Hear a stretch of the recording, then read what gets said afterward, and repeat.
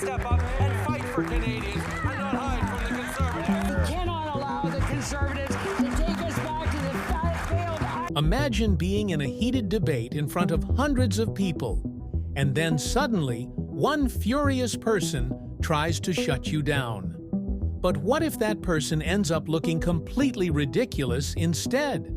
That's exactly what happened when Pierre Poilievre faced off with a furious Karen in the House of Commons. What did he do? He completely destroyed her argument in an unforgettable showdown. Want to know how? Stick around, because this shocking moment will leave you speechless.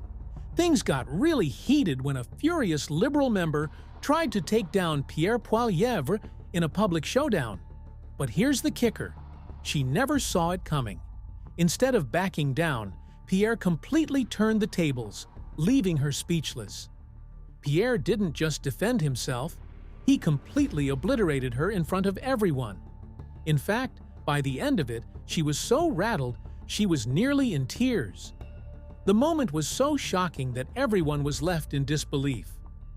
Pierre proved once again that no one can match his debating skills. Now, why did this confrontation get so heated? Well, it all ties back to the Liberal government's policies on the Safe Supply program. While gas, groceries, and heating costs are soaring, one product has strangely dropped in price. The Prime Minister has sent inflation for gas, heat, and groceries soaring. There is one product that's actually come down in price: powerful opioids. When a reporter hit the streets to check the government's claim to help the addicts out, things took a dark turn. It turns out these drugs were being resold by addicts to fund even more deadly substances, like fentanyl. On so-called safe supply, one Global News reporter went into the street to find out where all these drugs are going. Turns out they're being resold to other addicts in order to raise the money to buy deadly fentanyl. Will the Prime Minister cancel the dollars for drugs and instead put the resources into treatment for addicts? The Honourable Minister for Mental Health.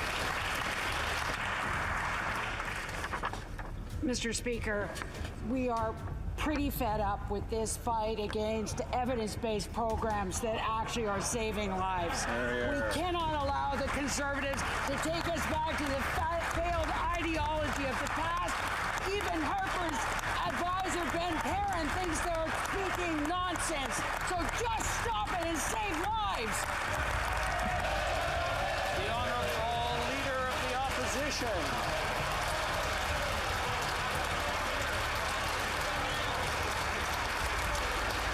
The Honourable Leader of the Opposition. Speaker. Order. Order. The Honourable Leader of the Opposition. No common sense. The evidence is seen in the tragic faces of addicts who lie overdosed on the pavement. Now, this is where Pierre's voice really cuts through.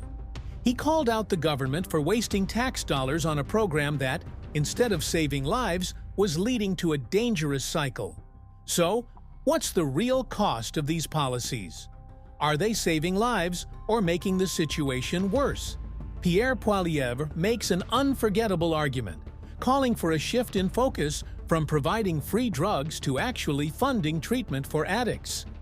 He pointed out that the overdose crisis had tripled since the program began.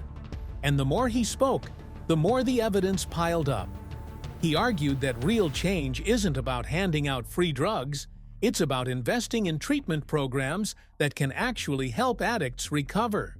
The Liberals were quick to defend their Safe Supply initiative. Pavement in the downtown east side of Vancouver, where after this Prime Minister spent $100 million handing out free drugs to addicts, he has led to a 300% increase in overdoses.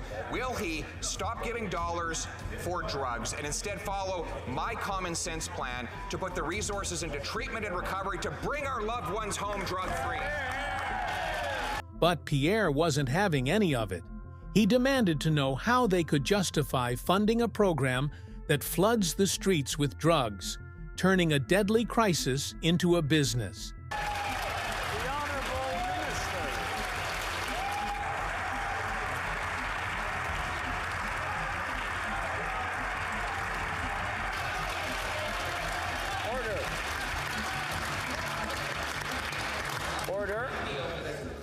The Honourable Minister. People are dying. Save.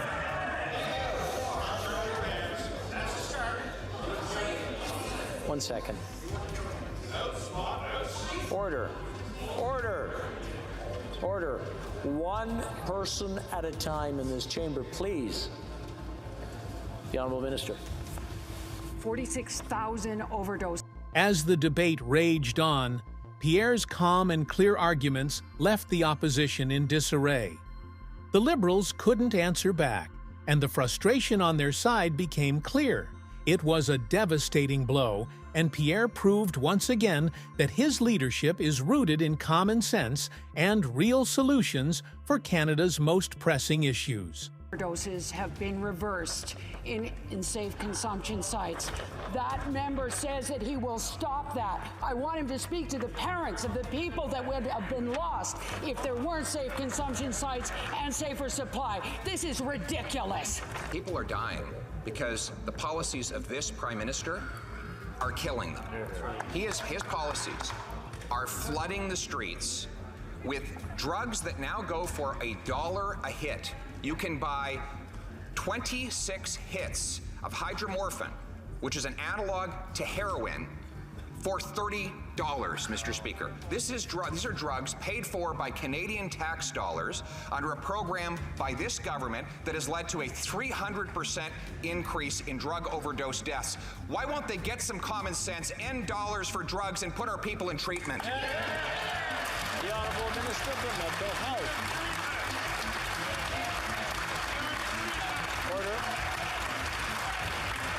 Order. But what did the other side say? Well, let's just say their defenses didn't stand a chance. This battle is far from over. The Liberal minister, visibly frustrated. This is an evidence-based project and program that it meets the test of evidence and science, not a journalist who only will speak to the people who disagree with him. As the debate grew more intense, Pierre kept his focus and asked the tough questions that needed to be answered. He questioned why the government would continue funding such a dangerous and ineffective program when it was clear that the resources could be used more effectively to treat addicts and save lives in a meaningful way. But as the opposition struggled to respond, Pierre's powerful logic continued to shine through. He didn't just make claims, he backed them up with facts and statistics, making it impossible for the Liberals to defend their position. He pointed out that drugs like hydromorphine, which is similar to heroin, were being sold for as little as $30 for 26 hits.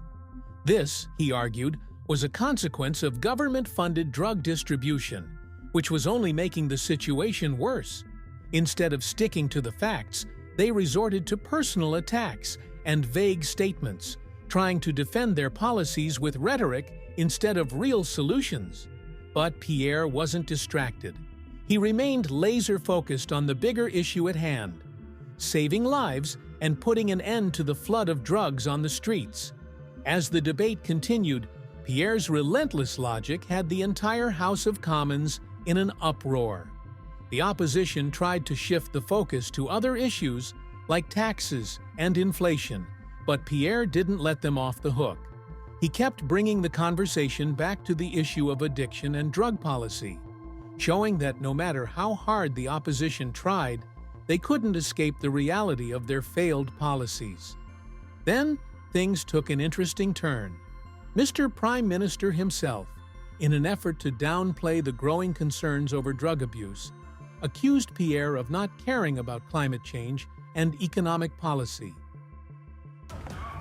Mr. Speaker, once again, we see that the Leader of the Opposition enjoys his political games, enjoys chasing after his own political interests, and has not a second to care for Canadians' interests. He's actually in a bad mood because inflation has come down for Canadians. He doesn't care about their interests. That's why we're going to continue to deliver for Canadians. We're going to continue to step up with investments that are going to support Canadians, fight climate change, and build a brighter future for everyone. But Pierre wasn't about to let that accusation stand. He hit back hard, pointing out the hypocrisy of the Prime Minister's claims and calling out the government's failure to properly address both climate change and the opioid crisis. Pierre didn't stop there. He also called out the government's carbon tax, arguing that it was a major factor driving up the cost of living for Canadians. He pointed to the increasing cost of goods and services, and said that what Canadians needed was not more taxes, but a government that would actually focus on practical solutions to their real problems. Despite the opposition's attempts to shift the narrative, Pierre continued to focus on the core issue. Canadians' lives were at risk because of government policies that weren't working. The Prime Minister's plan to increase the carbon tax and continue funding dangerous drug programs was only making things worse.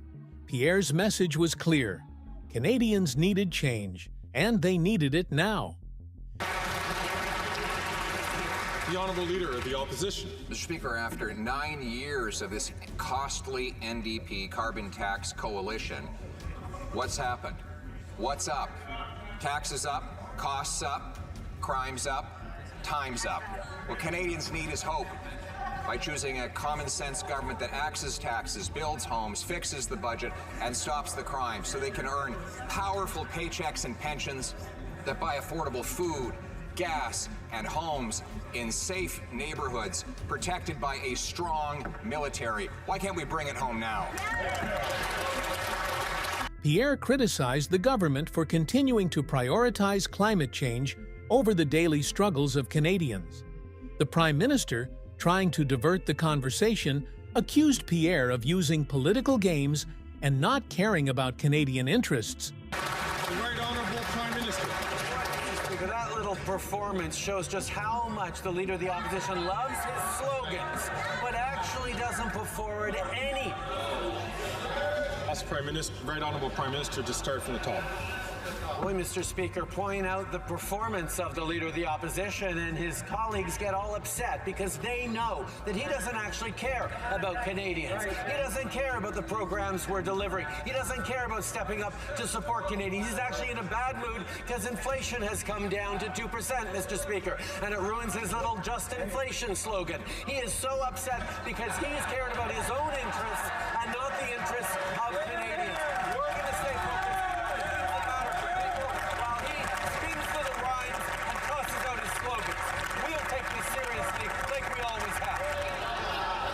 But Pierre fired back, pointing out that the Prime Minister was only upset because inflation had come down to 2%, which ruined his narrative about just inflation. Pierre also pointed to the reality of life for ordinary Canadians. He mentioned the millions of people relying on food banks every month and the homeless encampments in cities like Ontario and Halifax. Pierre argued that Canadians were in desperate need of a government that would focus on lowering taxes, addressing crime, and making life more affordable, not a government that was raising taxes and pushing ineffective policies. The Honourable Leader of the Opposition. Mr. Speaker, the just inflation tagline works now better than ever. He can try to call himself Rocky Balboa and play fight songs to aggrandize himself as the star.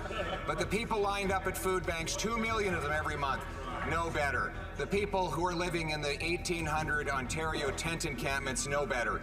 The 35 homeless encampments in Halifax, the people there know better. They know that we need to fire this costly carbon tax coalition so we can elect a common-sense government that will bring it home for them.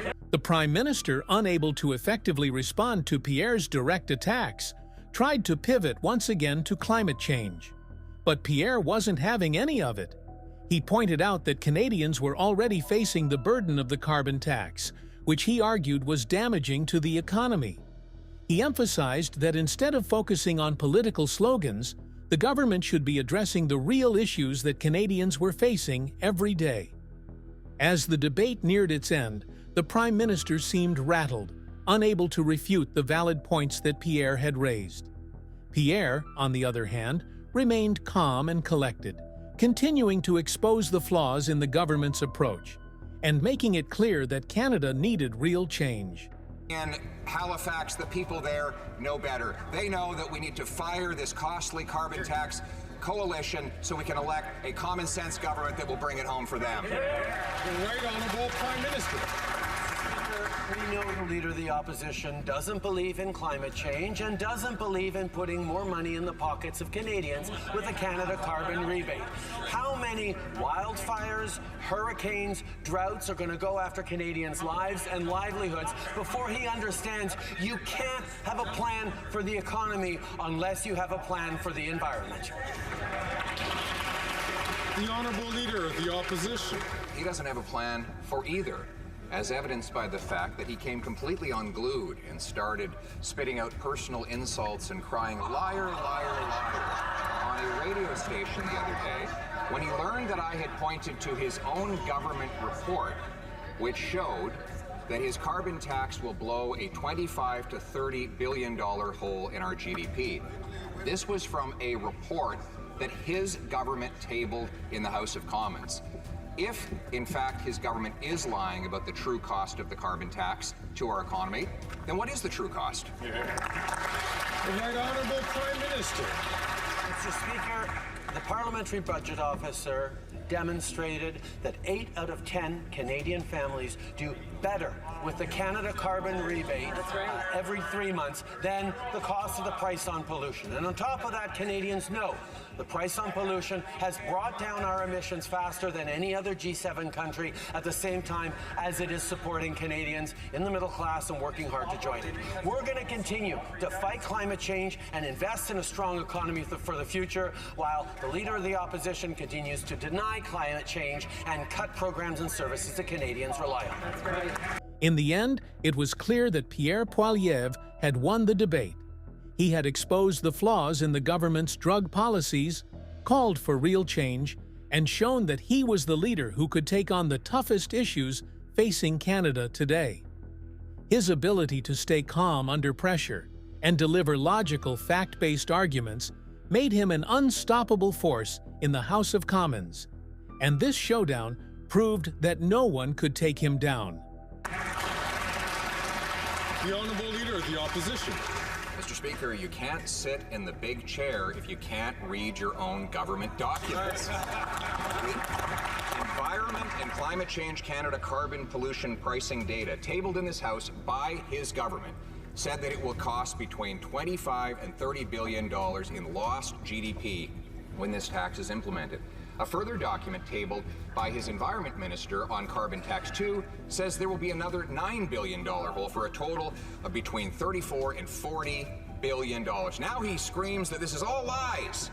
Again, if his government documents are lying, what is the true cost of the carbon tax to our economy?